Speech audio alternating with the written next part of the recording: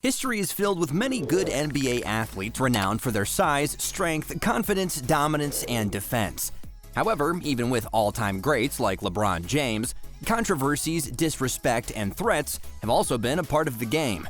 Keep watching to see the times LeBron James threatened NBA players. Jason Terry versus LeBron James. Quite frankly, LeBron is not known to be much of a trash talker, unlike all-time greats such as Jordan and Kobe. Although he occasionally responds to opponents, he's always said he prefers to do his talking on the courts. The same goes for his threats. Terry had been coming up clutch against LeBron in their meetings, but the L Train made one of his most spectacular plays in March of 2013. The Miami Heat made a trip north to take on the Boston Celtics as they were coming off an NBA championship. The Celtics were leading 45-38 in the second quarter, and Terry had stolen a pass from Norris Cole. But the ball was quickly taken off of him by Dwayne Wade. It became a 3-on-1, and Terry was in no man's land. The ball made its way to Chalmers, who then made a pass to Cole. Cole lobbed the ball in the air to James, who came banging in over Terry. As Terry fell to the ground, James stared him down in a cold, deadly fashion for 5 seconds. James was awarded a technical foul for this taunting and threatening move after the nasty dunk, but he didn't care. Meanwhile, who knows what's going on in Terry's mind? Everyone on the Heat bench was caught up in a frenzy as they jumped in sheer amazement, hardly believing what they had just witnessed. Indeed, James could be a freak of nature. LeBron versus Mario Chalmers. While they were still Miami Heat teammates, LeBron and Chalmers got into a scuffle during the team's 97-94 win over Indiana in December of 2013. At the time, Chalmers had a turnover, committed 2 fouls, and missed a three-pointer, all within a few minutes in the third quarter. After a mix-up between Chalmers and James in the defense, Paul George made a three-pointer with only 7 minutes and 56 seconds left on the clock. During a timeout, the point guard called out James for being too passive, calling him a bitch. You must have seen different responses from people when called the B word. For James, it was clearly a trigger, and he was having none of it and confronted Chalmers as if he was going to attack Chalmers on the floor. The forward leaped out of his seat before being restrained by the efforts of his teammates. In one of the biggest rivalries of the NBA, LeBron appeared to be frustrated, apparently losing his cool. However, in a classic leadership act, the cameras spotted LeBron saying, "Rio, I was wrong. My bad."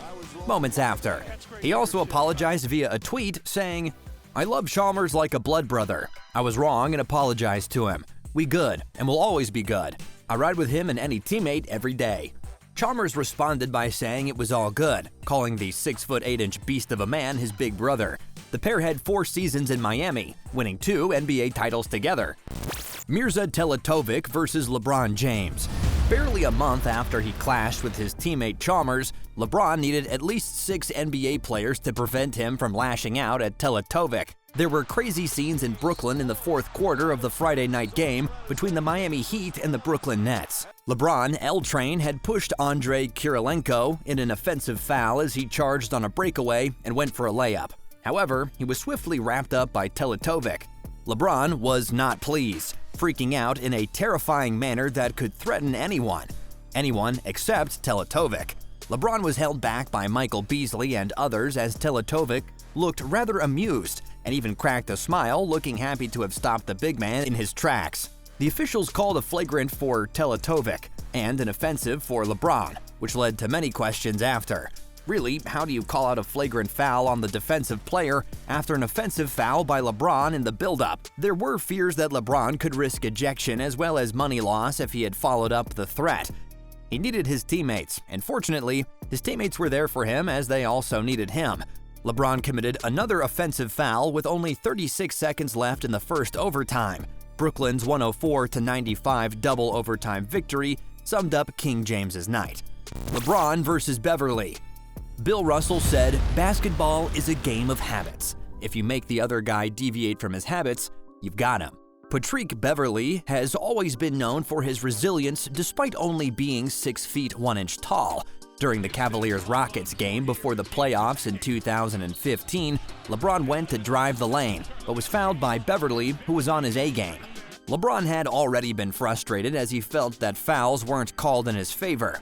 As he drove towards the rim, Beverly fouled him in an attempt to draw a charge. They both went to the ground after the contact with James falling on the smaller man. But when Beverly tried to get up, James held him down with one hand as they became embroiled in a bit of a scuffle. Things got dicey as the players exchanged a few words while shoving each other. We don't quite know what they said to themselves, but there was clearly a trigger, and Beverly was not going to give in despite LeBron's threatening antics. The other players on the court rushed to the scene, and fortunately, the duo were separated without any further incidents. Although they did exchange an alpha moment as LeBron somewhat bumped into Beverly on his way to the bench, with both guys pretending not to notice the presence of the other. Well, it's the NBA. Every player is a star in his own right. In the end, the technicals were called and a common foul was called on Beverly. Steph versus LeBron. Steph Curry and LeBron went toe-to-toe in the 2016 NBA Finals. The two kids from Akron have had a roller coaster relationship, but one of the highlights of their epic rivalry was in the finals. Late in the fourth quarter in Game 6, Curry dribbled his way underneath the basket with LeBron giving him a run for his money. Curry figured it was a good time to try a layup, but the L Train obliterated his efforts in a dominant fashion as he swatted the ball out of bounds, sending the layup into the stands. The intensity was all ratcheted up. James stopped Curry with authority in what could be an iconic moment in the game. He then turned around to look at Curry and said something, which wasn't likely to be the nicest thing, while staring down with a face that said, "Not here, Curry." Some trash talking then ensued after Curry's attempted pump fake. At the time, the Cavs had a 13-point lead, forcing a Game 7 as they had all the momentum. Not too long after the event, Curry was taken out of the game as he looked frustrated, sending his mouthguard into the stands. While no one knows what the two players said to themselves, LeBron's imposing presence and threat appeared to have some effect on Curry's game. LeBron versus Green. Tempers were all over the place at the Quicken Loans Arena. The game had been way too physical and many fouls were not called.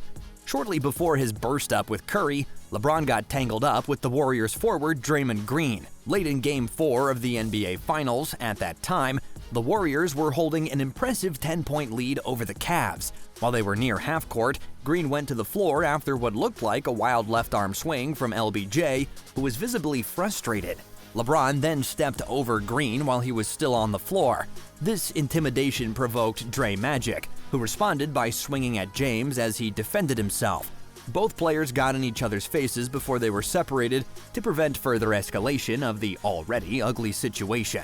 A double foul was called. It all seemed like LeBron knew what he was doing by threatening and disrespecting one of the most hot-headed players in the league, so that he could retaliate and miss a game.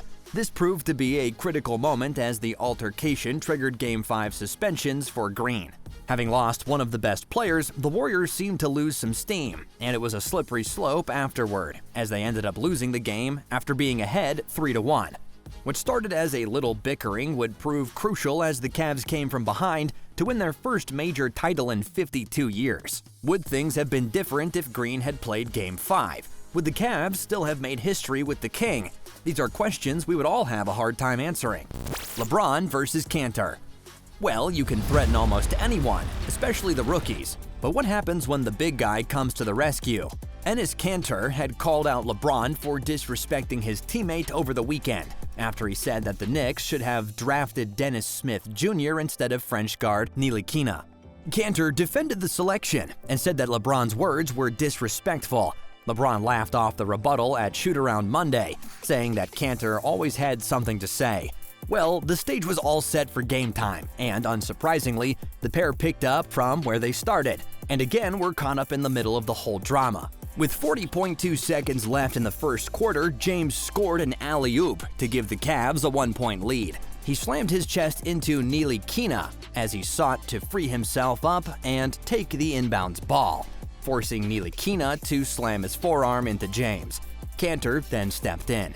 He and James raged at each other until the referee arrived to separate them. Both players were called for technical fouls. When asked about the scene, Kanter said, "He's a rookie. You address yourself as king or something similar, but you can't just play around with a newbie like that. Go mess with the grown men if you're going to mess with someone," he added. "We guess not today, big bully." Although Kanter finished with 20 points and 16 rebounds, he was held scoreless in the fourth quarter as Cleveland stormed back from a 15-point deficit to win the game. James would later brush the on-court spat aside, saying that his team got the win and that he wouldn't mention Kanter's name again. The pair would be later seen taking a few digs at each other from time to time. The legend of LeBron James. You may love or hate LeBron, but the talent and competitiveness of the purple and gold star player are simply undeniable. He's the ultimate threat in every capacity. Over the course of his career, the 36-year-old has threatened NBA players in different ways. It remains to be seen if there would be any more drama as he approaches the twilight of his career days. His contract with the Lakers expires in 2023, and even at that time, it might not be surprising to find many teams still trying to sign him because of the threats he brings with his game. If there's anything to learn from LeBron, it's that just when you think you have seen his best, he comes back with more.